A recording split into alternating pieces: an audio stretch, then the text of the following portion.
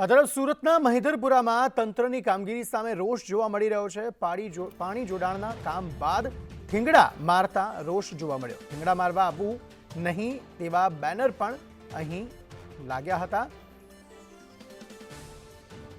અને સમગ્ર મામલે જે સ્થાનિકો છે તેમનામાં રોષ જોવા મળી રહ્યો છે। એક બેનર લગાવવામાં આવ્યું સ્થાનિકોએ અને કહ્યું કે આ રીતે થીંગડા મારવા માટે અહીં આવવું નહીં।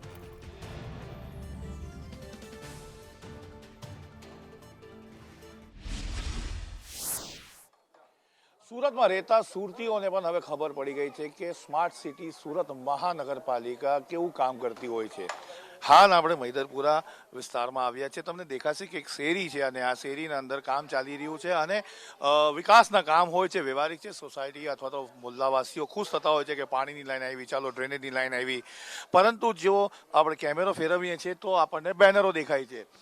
ગલે મંડી મોટી શેરી મહિધરપુરામાં હાલમાં જે ડ્રેનેજ તથા પાણી ના નવા જોડાણનું કામ થયેલ છે, તો હવે પછી મોહલ્લામાં થીંગડા બ્રેકેટમાં પેચ મારીને થૂક લગાવવાનું મહેરબાની કરી આવશો નહીં, આ લખવા મજબૂર બન્યા છે અહીંયાના રહેવાસીઓ। કારણ કે એમને બી ખબર છે કે આખા ફળિયાના અંદર તમે જ્યાં જોશો ત્યાં ખોદકામ કરવામાં આવ્યું છે, જેના કારણે અગર જો પેચવર્ક કરવામાં આવે તો આખા મોહલ્લામાં પેચ જ દેખાવાના છે।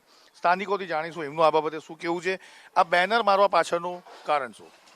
અમે ઉપર રજૂઆત કરી એ લોકો કે અમે તમને ઠીંગડા મારી આપીએ। અમે લોકોની અપીલ એક જ છે, ભાઈ સાહેબ ઠીંગડા નથી મારો, અમારે આખો ડામરનો રોડ બનાવી આપો તમે, તો એ મહેરબાની।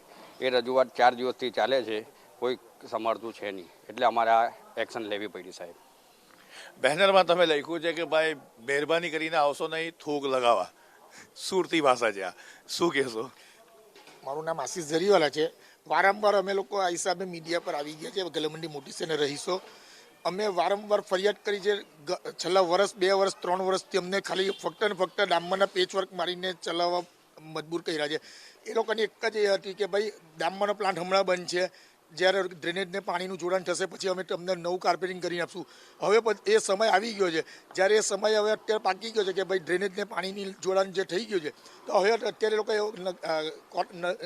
અહીંયાના લોકલ જે સ્થાનિક કોર્પોરેટર ખરા એ લોકોને એવું કહેવું છે કે ભાઈ અમે અત્યારે પેચ વર્ક મારી દઈએ છીએ, પછી તમને હોળીના હિસાબે કારીગરો ચાલ્યા જશે તો અમને કંઈ વાંધો નથી। અમે આખી હોળી 1 મહિનો 2 મહિના આમને ચલાવવા અમે તૈયાર છીએ સ્થાનિક રહેવાસીઓ, બરાબર છે। હવે પછી અમે લોકો પેચ વર્ક ચલાવીશું નહીં, અમને પૂરેપૂરું અમારે કાર્પેટિંગ થશે ને એ જ અમારી માંગણી છે। એટલે તમે કેવી રીતે માનો છો કે થૂક લગાવવામાં આવીને જ જતા રહીએ છીએ? છેલ્લા 2 વર્ષ 5 વર્ષથી સાહેબ કંઈ બી નાના ઠીંગરા મારીએ છીએ તો નજીકના લોકસેવામાં તો પહેલાં તો એક કહેવાનું છે જે ઉપરી અધિકારીઓ છે એ લોકોને કે કોઈ કાર્યપાલકને પછીના કોઈ જે છે ખરા SSIના લેવલનો કોઈ કે SI લેવલનો કોઈ અધિકારી નથી, ફક્ત 3જા વર્ગના 4થા વર્ગના કર્મચારીઓ ટેબલ પર પગ નાખીને બેઠેલા હોય છે। ત્યાં કોઈ જવાબદાર વ્યક્તિ નથી। છેલ્લા કેટલા વખતથી તમે તપાસ કરશો તો તમને જાણ થશે કે